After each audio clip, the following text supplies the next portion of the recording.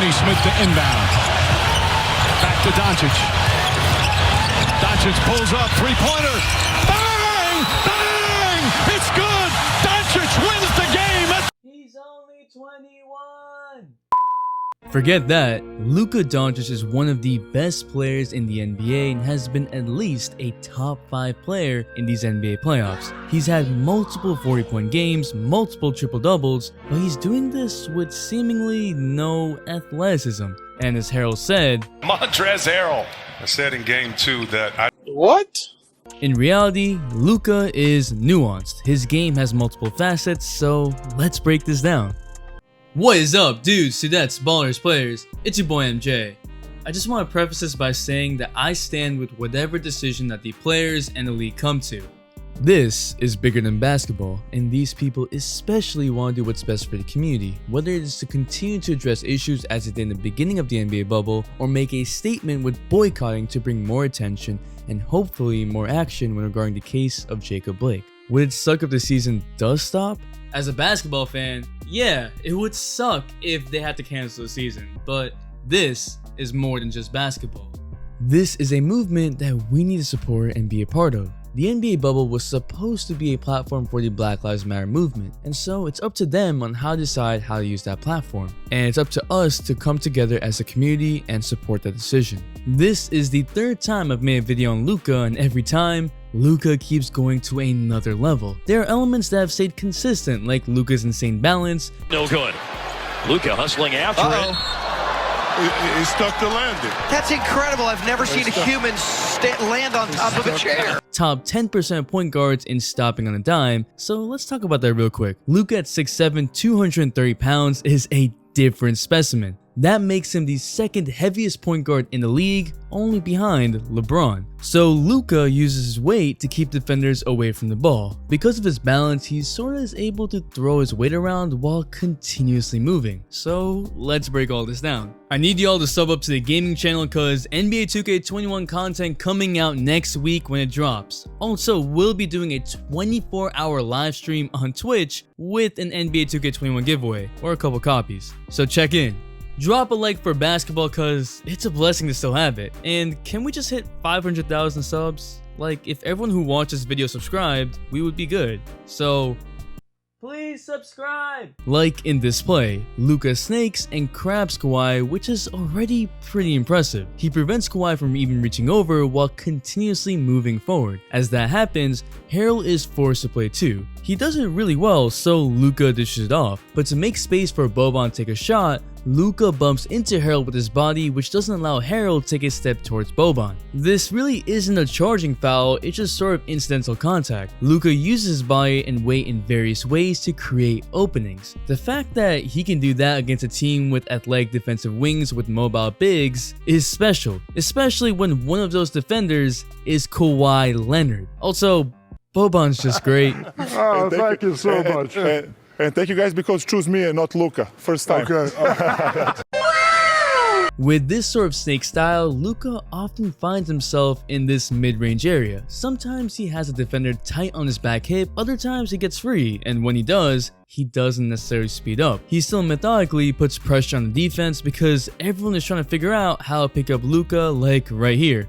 Zubac steps up. 3 Clippers are around Luka in chaos. Pandemic P, I mean, Paul George is communicating a switch of some kind. Meanwhile, his assignment cuts in. Luka stays in this area allowing the player to develop and see who would mess up. And so PG does. Luka makes a pass. Pandemic P in the building.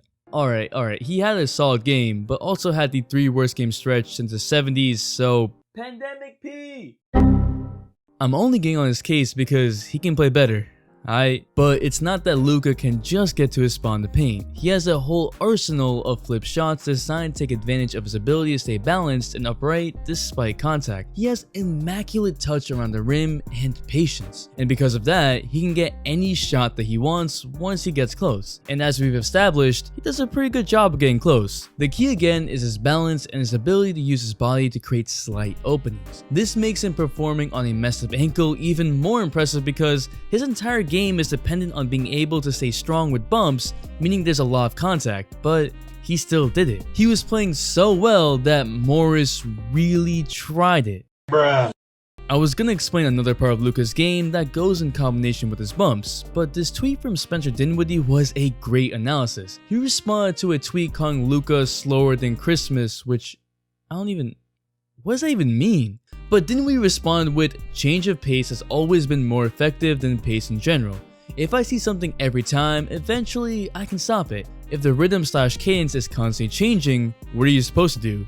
Dance to it? And that was it. A short explanation of why Luka continuously drives by defenders despite being much slower than most players on the court. And then Baron Davis chimed in saying, great point, pace is key though. His pace is what is hard to guard. Slow, but slow fast, then the change is what throws you off. Body awareness, court awareness. Remember that play I showed of Kawhi getting sealed and then Luka letting Boban roll to then make the pass? Well, look at a similar situation, but this time, Luka accelerates, and that leaves Kawhi behind and gives him the step past the secondary defender who stepped up, and now playing catch up. Kawhi gets stuck, and that creates enough chaos and enough room for Luka to rifle a pass to the corner. And this is how you can get past people, because defenders don't know what speed is coming up next. This also goes back to Luka being one of the best at stopping at a dime, so he can decelerate at a higher level than most point guards. That, in combination with his weight at point guard, just makes him a matchup nightmare. Ask Reggie Jackson. Luka disguises every move with another move in his arsenal. It's what makes it so hard to stop Luka from getting what he wants, because defenders literally can't anticipate what Luka wants. This is different than decelerating accelerating, but let's see it in action. Here in game 4, after sneaking his way beyond the 3-point line, Luka still steals the ball while putting pressure on Zubac and Paul George. Luka then brings it back slowly and literally does the footwork for a step back, which forces PG to lunge at Luka, and he makes the pass. And there's a wide open shot. Then just a few minutes later, Luka again snakes his way inside the 3-point line. This time it's a one-on-one, and Luka is still in this protect ball stance. Last time, Luka backed away, and so Zubac takes a step forward. But this time, as he's taking that step, Luka does a push crossover and gets to the paint. Both are similarly set up, but both lead to very different movements and very different results. It's his footwork that gets defenders tripped up in what he is going to do next, because every little bit with his feet is so deliberate. The slow motion actually helps with his footwork. It sort of reminds me of how sports science broke down Kyrie's handles and talked about how you would expose the ball just long enough for the human eye to recognize it, but then move before the player can actually react to the visual stimulus. This is kinda what Luka is doing with his footwork, and why players like James Harden become so effective, because their footwork is filled with fakes while dribbling on the perimeter, and Luka does that well in combination while reading the defender's feet really well. Yeah, I just said Harden has skill, but Giannis does this all the time too with his Euro steps, so yeah,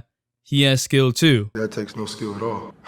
So this sort of covers Luka getting to certain spots on the floor and being able to score, but that doesn't cover another part of his game which is pretty important: his passing. This is what I said just a few months ago. Luka uses the screen and gets in this position while bumping off Bradley, slowing the pace down with Dwight Powell rolling. AD is concerned with trying to stop Luka, who could simply accelerate through as he's dropped down. Meanwhile, Luka is looking at Kuzma, who has a choice of helping onto Powell or staying on the 3-point shooter. Because Luka passed the roll man over the defense before, Kuzma moves to the paint. Luka sees that read and rifles a pass to the open corner shooter. This in real time is just incredible. That is almost a 50-foot pass from a trap position. This means that Luka can literally pass from almost any position to almost any one. That hasn't changed, like, at all.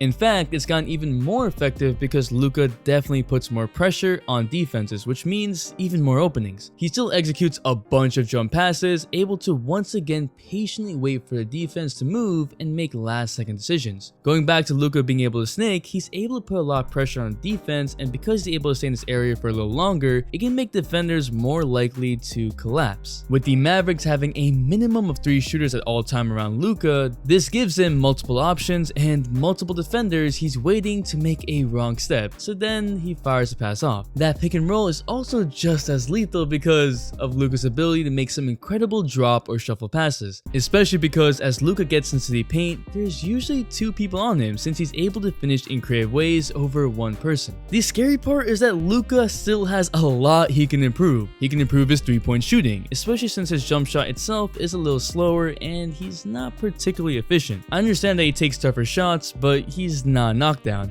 Not yet. He still at times is a liability defensively. He hasn't figured out yet how to use his weight to compensate for his lack of quickness. But this is only his 2nd year, and what he's already doing on the court makes him a top 5 player in the league. But what do you think? Is Luka a top 5 player in the league? Can the Mavericks actually beat the Clippers? Drop a like for basketball, man, cause it's still here. Sub up to the gaming channel, we on the Twitch waves, so make sure to check that out for NBA 2K21 because giveaways coming soon. And if you're still here, you a real one, so comment slow so I know. The Instagram shout of the day goes to Michael, and the all-day notification shout goes to the Raptors fan, day 1, you already know him, Armand. Thanks for the all-day support.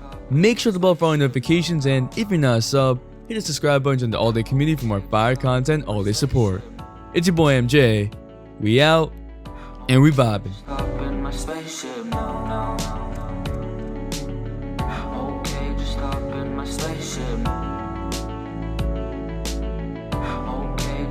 in my spaceship. No.